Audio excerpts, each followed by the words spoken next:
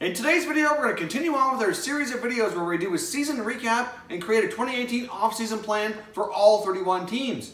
Today's video has a special guest, and we're discussing the Detroit Red Wings. And that's coming up next.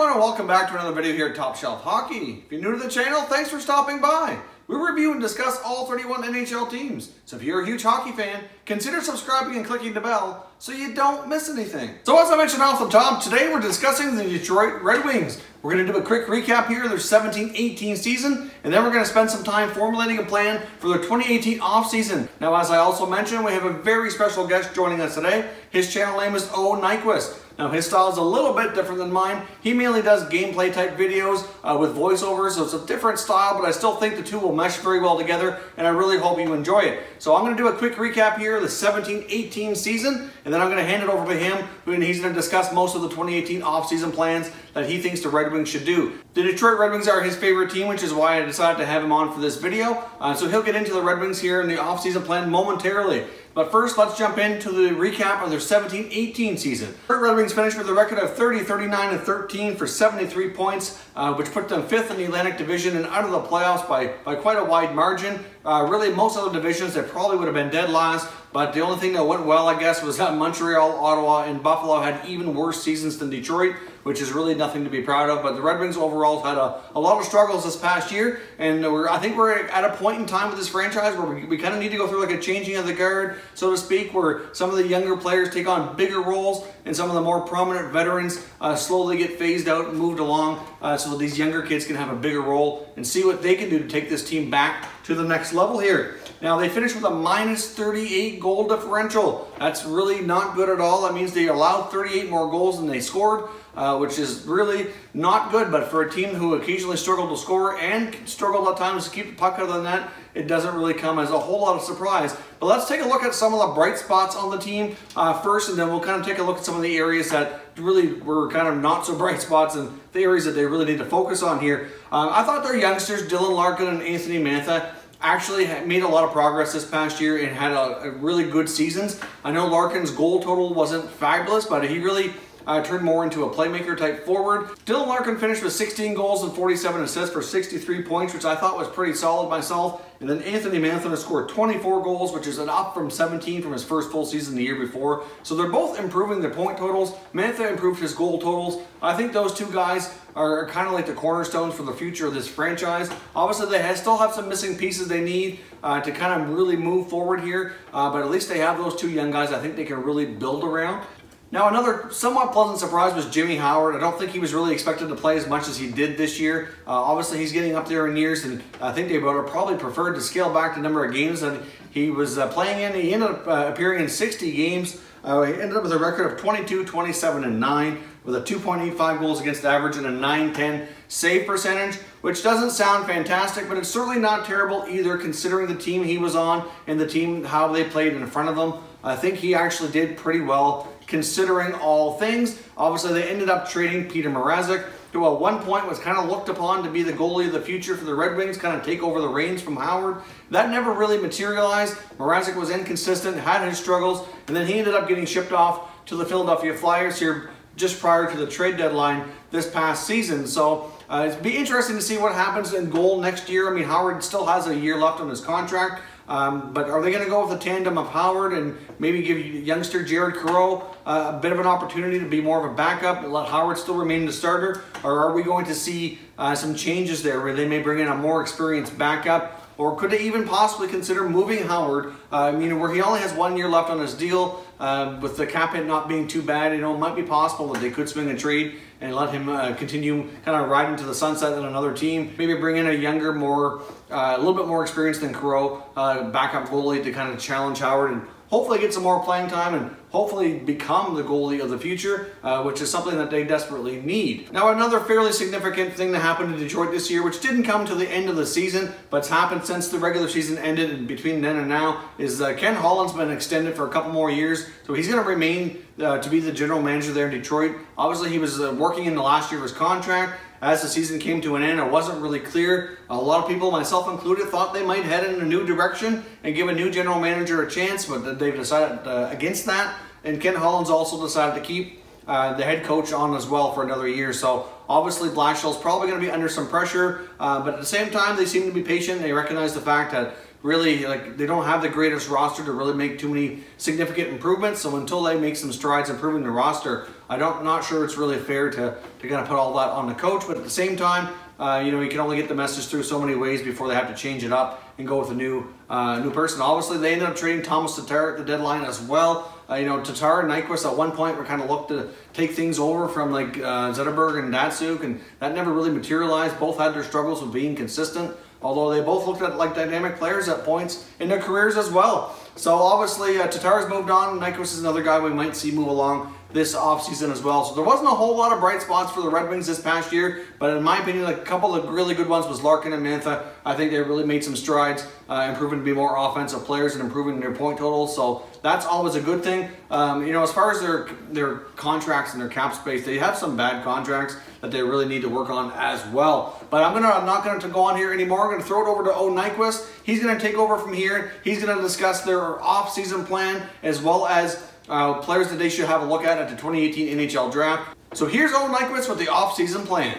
How's it going, everybody? First off, I just want to thank Mike from Top Shelf Hockey for allowing me to come on and talk about my favorite team, the Detroit Red Wings. Now, I know we do our videos a little bit differently. I'm more of a commentary over gameplay or over highlights type of guy, and he's more face in front of the camera and stuff like that. But I hope all the viewers on his channel do not mind. But we're going to be talking about Detroit's off-season plans here today. First off, I want to start by looking at their UFAs, which there aren't really big names besides Mike Green, who in my opinion is guaranteed to leave. They don't have the money to re-sign him. They need to put all that money into re-signing other guys, and he's really the only big name free agent, as Tom McCollum and Jared Coro are goalies that I think they're going to try to bring back Jared Coro, but everyone else I really think they can let go because they really do need all the cap space they can get, as they have some of the worst contracts and some of the worst salary cap situations in the entire NHL. And it's going to be interesting to see because the RFAs for Detroit this offseason are very interesting. Basically, the future of the Detroit Red Wings are all restricted free agents and due for a raise. Dylan Larkin's cap hit of $925,000 is no longer going to be in effect, and he is due for a big raise, as he is really the franchise centerpiece going forward. And then you have arguably your second best up-and-coming forward on a cap hit of $863,000, Anthony Mantha, and he's due for a pretty big raise after scoring the team lead in goals this past season. And you also have Andreas Athanasiou, who they really struggled re-signing this year, and I think it's important they get him because I think he has a ton of potential, and he's going to really help out guys like Larkin and Mantha to make the future of the Detroit Red Wings forward core better. So I really think them three guys are a must re-sign.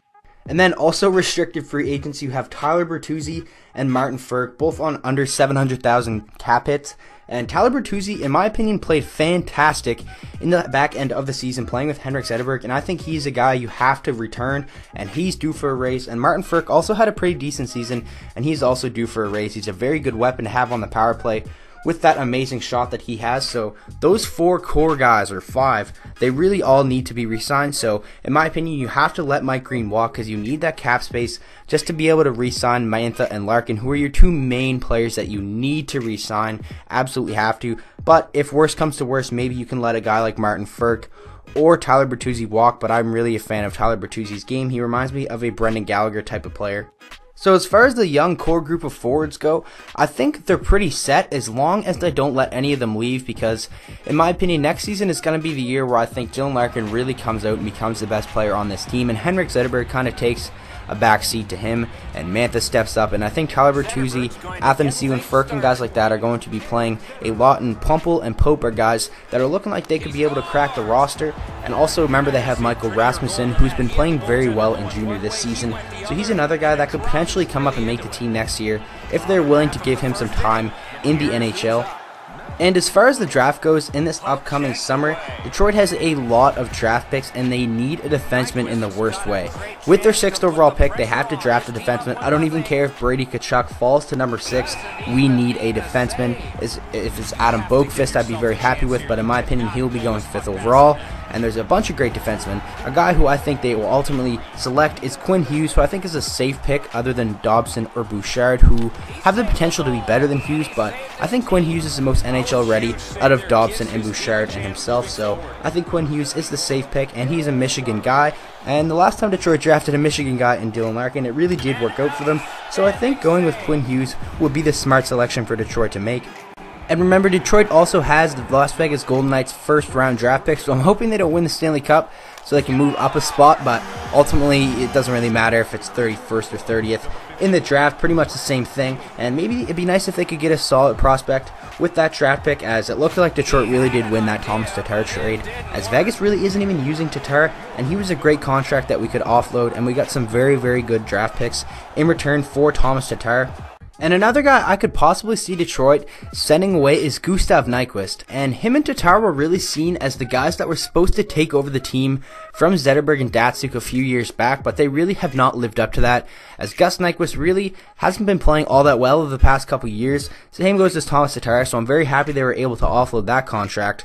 And a guy like Gustav Nyquist, I could see Detroit benefit from moving him and just giving more young talent some opportunity in the NHL to get ready, because this team is in full rebuild mode. I know it sucks to say for me because I'm a Red Wings fan and I want to see them do well, but the years of the Red Wings making the playoffs every single year are over, and they really just need to embrace the rebuild in my opinion, and maybe get another top draft pick next year, because they really do need to load up on some prospects. I'm really happy with the way they loaded up on draft picks, obviously in the Preda Mrazek trade and obviously the Thomas Tatar trade, so Detroit does have a lot of draft picks, and I'm hoping we can get some very solid prospects in the upcoming draft, and guys like Rasmussen and Larkin and guys like that will just play better and play awesome next season. So it's going to be interesting to see how Detroit does fare, embracing all the young talent, and I'm curious to see if the guy that they're going to draft at 6th overall will play in the NHL right away. I think it's not going to hurt if you try him out for a little bit. If not, send him back. Obviously there is no rush, and you don't want to put too much pressure on the guy you draft, so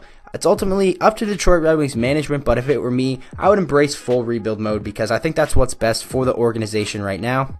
So that's really my thoughts on the offseason and heading into next year for the Detroit Red Wings. So once again, thanks to Mike from Top Shelf Hockey for allowing me to come on the channel. If you guys want to check me out, I'm youtube.com/ONyquist. I make hockey videos mostly every single day, collaborate with other YouTubers, so make sure to check me out if you have not already. Follow me on Twitter at ONyquist, and make sure to subscribe to Mike's channel if you have not already. So once again, thank you for having me on, Mike, and we'll pass it back over to you.